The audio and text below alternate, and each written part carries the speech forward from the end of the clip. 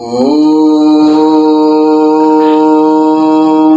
यदङ्गदाशुषे त्वमग्ने भद्रं करिष्यसि तवेतत्सत्यमङ्गिरः। ॐ मेधां मे वरुणो ददातु मेधामग्ने प्रजापतिः मेधामिन्द्रश्च वायुश्च मेधां धाता ददातु मे मेधां धाता ददातु मे। इस मंच की शोभा को बढ़ा रहे हैं पूज्य माता सत्यप्रिया यति जी, आदरणीय पंडित आनंद प्रकाश जी, पूज्य माता सुदेश मित्तल जी, इस समाज के प्रधान आदरणीय श्री केवल कृष्ण अग्रवाल जी, कोषाध्यक्ष श्रीमती किरण श्रेष्ठ जी, वंदनीय पूजनीय मातृशक्ति तथा सभी धर्म प्रेमी सज्जनों, अभी आप बहुत सुंदर भजन और विचार श्रवण कर रहे थे। और जैसा कि आपका माघ मास का गायत्री महायज्ञ चल रहा है, इसी के अंतर्गत आज 26 जनवरी का गणतंत्र दिवस का पर्व और उसी के साथ बसंत पंचमी का पर्व दोनों आज सम्मिलित रूप से हम मना रहे हैं। हमारी जो भारतीय संस्कृति है, ये पर्वों की त्योहारों की संस्कृति है। पर्व की परिभाषा हमारे शास्त्रों में कही गई है कि पर्वति पूर्यति जनानाम आनंदेति पर्वः, कि पर्व क्या होता है? पर्व वो होता है जो हमें पूर्यति पूर्ण करता है, आनंदयति आनंद प्रदान करता है। तो इस प्रकार से, इस भावना से जब हम पर्व मनाते हैं तो उस पर्व से हमें प्रेरणा मिलती है। और हमारी भारतीय संस्कृति में जितने भी पर्व है, किसी न किसी प्रकार का संदेश हमें देकर जाते हैं। कोई भी पर्व ऐसा नहीं है जो निरर्थक हो। तो इसी प्रकार आज के जो पर्व है बसंत पंचमी का, गणतंत्र दिवस का, ये भी हमारे जीवन में बहुत महत्वपूर्ण है। क्यों महत्वपूर्ण है? क्योंकि आज जो हमारी युवा पीढ़ी है, हमारा समाज है, वो भटक चुका है। तो उस समाज को सन्मार्ग पर लाने के लिए, पाखंड अंधविश्वास से मुक्त करने के लिए हमें जागरूक होना पड़ेगा। तो बसंत पंचमी का पर्व जहां हमें बसंत ऋतु की ओर ले जाता है, वहीं पर एक ऐसे वीर की याद दिलाता है जिसने अपने धर्म के लिए छोटी सी आयु में बलिदान दिया था। आप जरा विचार कीजिए, उस बालक के कितने उच्च संस्कार धर्म के प्रति उसके माता पिता से मिले होंगे। आज तो हम 13-14 वर्ष के बच्चे को वैसे इग्नोर कर देंगे है कि बच्चा है, इसको क्या पता है, अभी इसको बड़ा होने दो। परंतु उस बच्चे को देखिए, कितने उच्च संस्कार उसके माता पिता ने उसे दिए होंगे कि 14 वर्ष की आयु में उसके जो कदम थे धर्म से डगमगाए नहीं, धर्म के लिए गर्दन कटवाना स्वीकार कर दिया। तो ऐसे ही वीरों के कारण, ऐसे बलिदानियों के कारण आज हम आजाद हैं। स्वतंत्रता संग्राम का जो इतिहास हम पढ़ते हैं, देखते हैं, कितनी छोटी छोटी आयु में वीरों ने अपना बलिदान दिया। उनको क्या पड़ी थी? उनके पास भी सभी सुख के साधन थे, सब कुछ था, अपना आराम से जिंदगी जीते जैसे आजकल लोग जीते हैं, उस समय में भी जीते थे। तो उनको क्या पड़ी थी देश के लिए मरने की? परंतु उनके अंदर एक देश को आजाद कराने की जो प्रबल भावना थी, उसके लिए उन्होंने अपना बलिदान दिया। गुलामी का जो जीवन होता है सबसे बुरा होता है, कष्टदायक होता है। इस बात को उन वीरों ने समझा और अपने बलिदान से इस देश को आजाद कराने का कार्य किया, जिसके कारण आज हम स्वतंत्रता दिवस मनाते हैं, गणतंत्र दिवस मनाते हैं और अपने सभी पर्वों को उत्साह से मनाते हैं, क्योंकि आज हम आजाद हैं। परंतु इस आजादी के पीछे किन किन महापुरुषों का, वीरों का, बलिदानियों का हाथ है, आज हमें उसे भी नहीं भूलना चाहिए। उन सभी वीरों को याद करते हुए हमें अपनी युवा पीढ़ी को अपने धर्म के प्रति, अपनी संस्कृति के प्रति जागरूक करना होगा।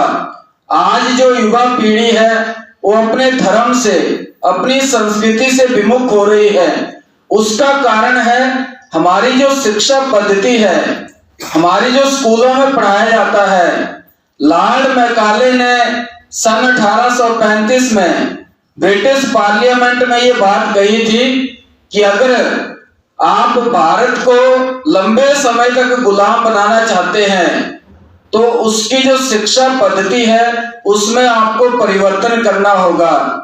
क्योंकि आप जब लॉर्ड मैकाले यहाँ पर घूमकर गया तो उसने कहा था कि भारत की जो शिक्षा पद्धति है बहुत श्रेष्ठ है, धर्म के प्रति उन लोगों में बहुत उच्च भाव है और अपनी संस्कृति के प्रति इतने तन्मय होकर अपनी संस्कृति के प्रति जागरूक रहते थे कि कोई भी उन्हें अपने धर्म से, संस्कृति से हिला नहीं सकता था। तो लॉर्ड मैकाले ने उसी योजना से कुछ ऐसे लोगों को उन्होंने कहा था कि हमें कुछ ऐसे लोग तैयार करने होंगे जो सकल सूरत से भारतीय होंगे, परंतु उनका जो रहन सहन होगा अंग्रेजों जैसा होगा, हमारी संस्कृति को श्रेष्ठ मानेंगे। और आज उसी का परिणाम है कि हम दूसरों की संस्कृति को अपनाकर अपने धर्म और संस्कृति को भूलते जा रहे हैं। आजादी के बाद भी हमें एक ऐसा धर्म निरपेक्षता का पाठ पढ़ाया गया, सेकुलरिज्म का पाठ पढ़ाया गया, और उसका परिणाम यह है कि आज हमारे देश में नौजवानों में धर्म के प्रति, राष्ट्र के प्रति वो भाव नहीं है। नहीं तो देश का उच्च शिक्षण संस्थान JNU जिसे कहते हैं, वहां पर भी इस प्रकार के नारे लगते थे कि भारत तेरे टुकड़े होंगे। उस भारत के, जिस भारत में आप देखिए कितनी विशेषता है, किसी भी राष्ट्र को माता नहीं कहा जाता है, परंतु हमारे देश में भारत माता कहा जाता है। क्या आप लोगों ने कभी इंग्लैंड माता, अमेरिका माता सुना है?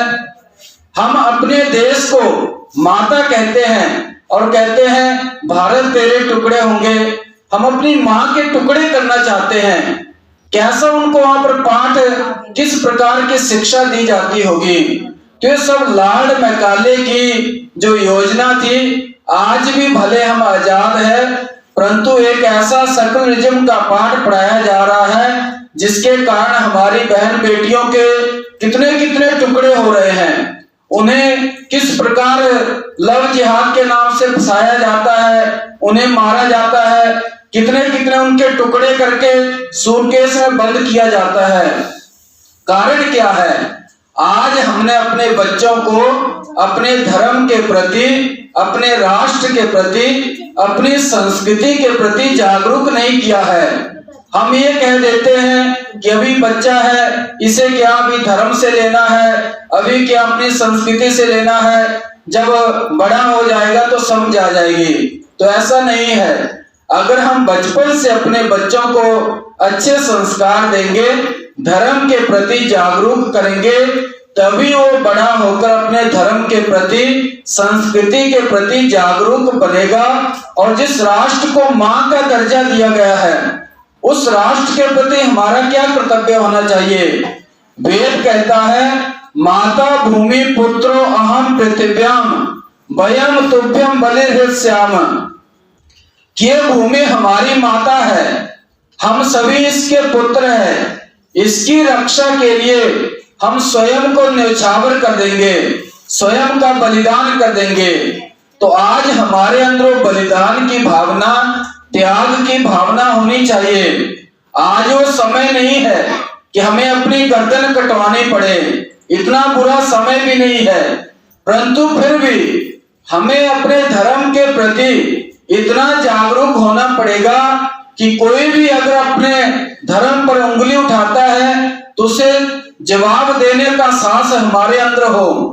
और आप देखिए, आज सबसे ज्यादा जो आक्रमण किए जाते हैं, अभिव्यक्ति की आजादी के नाम पर गालियां दी जाती है, वो सबसे ज्यादा हिंदुओं को दी जाती है।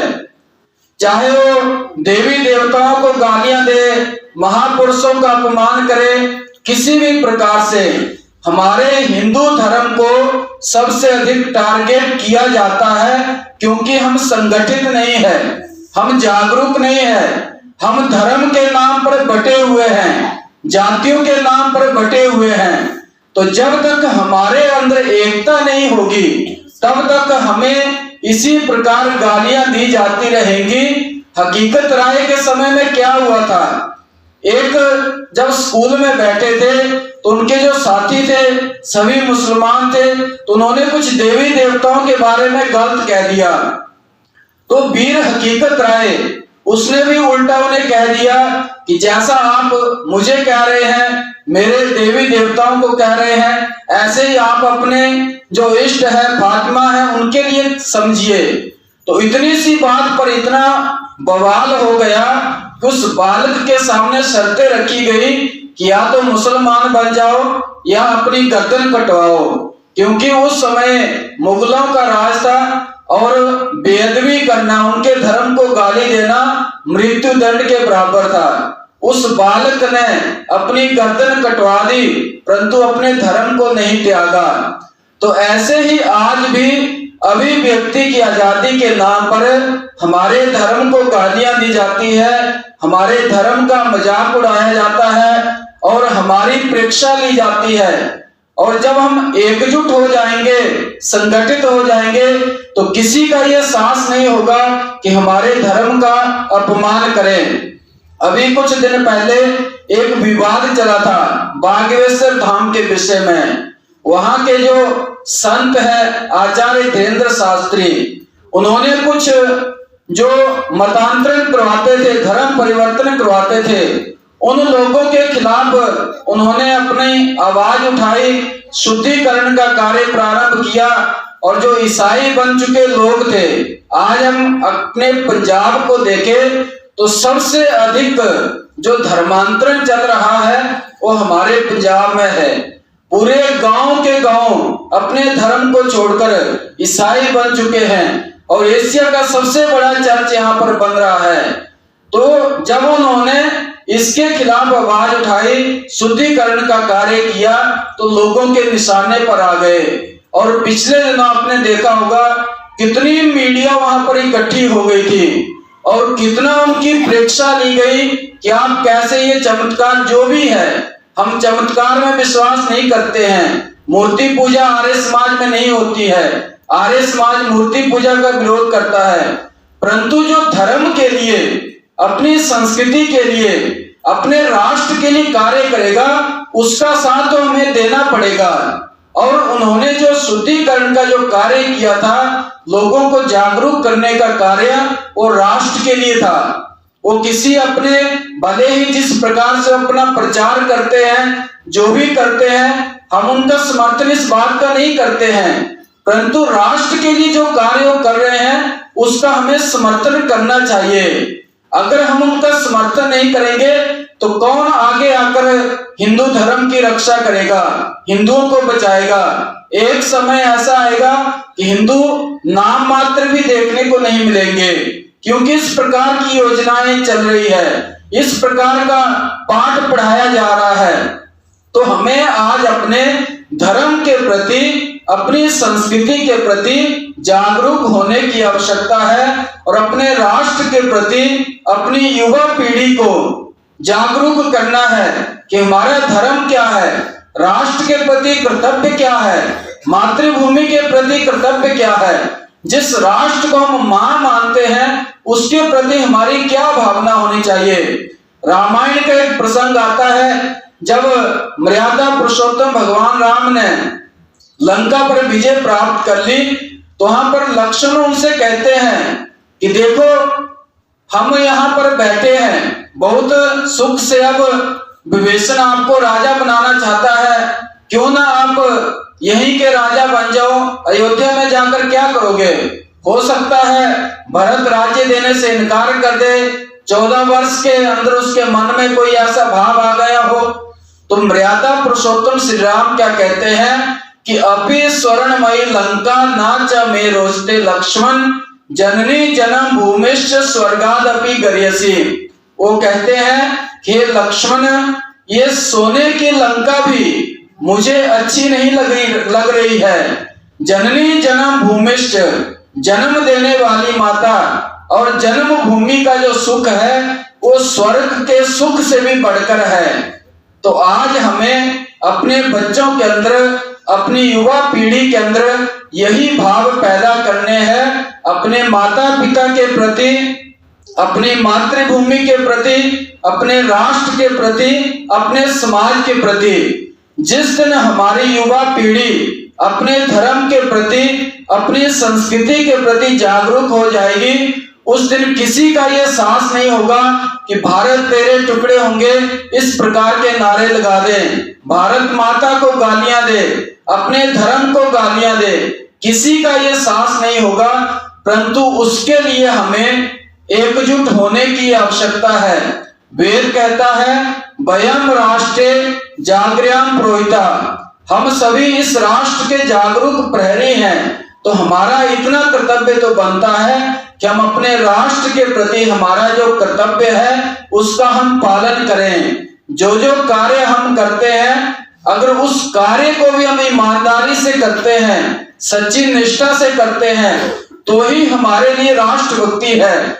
आज हम आजाद हैं, हमें कोई गोली मारने वाला नहीं है, हमारी कोई गर्दन काटने वाला नहीं है, परंतु फिर भी हमें इतना जागरूक तो अवश्य होना है कि इस आजादी का जिन्होंने इसकी कीमत चुकाई है अपने प्राणों की आहुति देकर, उन वीरों को हम ना भूलें, उन वीरों को हम अवश्य याद रखें, जिनके कारण आज हम आजाद भारत में रह रहे हैं और गणतंत्र दिवस मना रहे हैं। तो हम सभी एक यहाँ से प्रेरणा लेकर जाए कि हम सभी अपने घर में बच्चों को, अपने पोते पोतियों को इस प्रकार के संस्कार देंगे कि अपने धर्म के प्रति जागरूक हो, अपनी संस्कृति के प्रति जागरूक हो।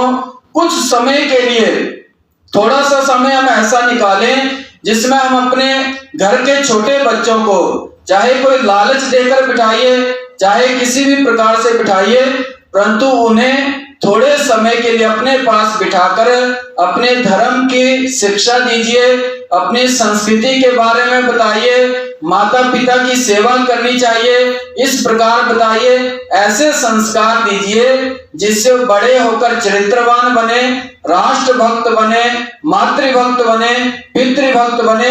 तो इस प्रकार के संस्कारों की आज सबसे अधिक आवश्यकता है और हमें इस प्रकार के संस्कार देने चाहिए, तभी हमारा समाज बदलेगा। और अगर समाज बदलेगा तो राष्ट्र बदलेगा, राष्ट्र का सुधार होगा।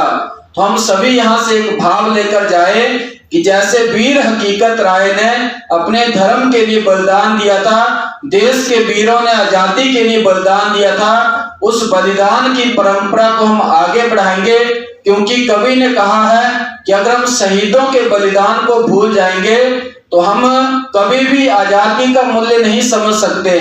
और बहुत सुंदर पंक्तियां उन्होंने लिखी है कि प्रेरणा शहीदों से यदि हम ना लेंगे, प्रेरणा शहीदों से यदि हम ना लेंगे तो आजादी ढलती हुई सांझ हो जाएगी।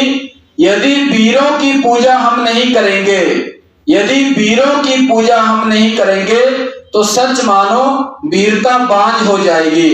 तो आज हमें उन वीरों के बलिदान को याद करना है जिन्होंने अपने धर्म के लिए, अपनी संस्कृति के लिए और इस देश के लिए अपना बलिदान दिया है। और उनकी बदौलत आज हम स्वतंत्र भारत में रह रहे हैं। तो हम सभी उन वीरों को नमन करें श्रद्धा से और ये भगवान से प्रार्थना करें कि प्रभु हमारे अंदर इतनी शक्ति हो, सामर्थ्य हो कि हम उनके द्वारा बताए गए मार्ग पर चलते हुए अपने राष्ट्र के लिए, देश के लिए कार्य करें। तो इन्हीं शब्दों के साथ मैं अपनी वाणी को विराम देता हूँ। ओम शांति।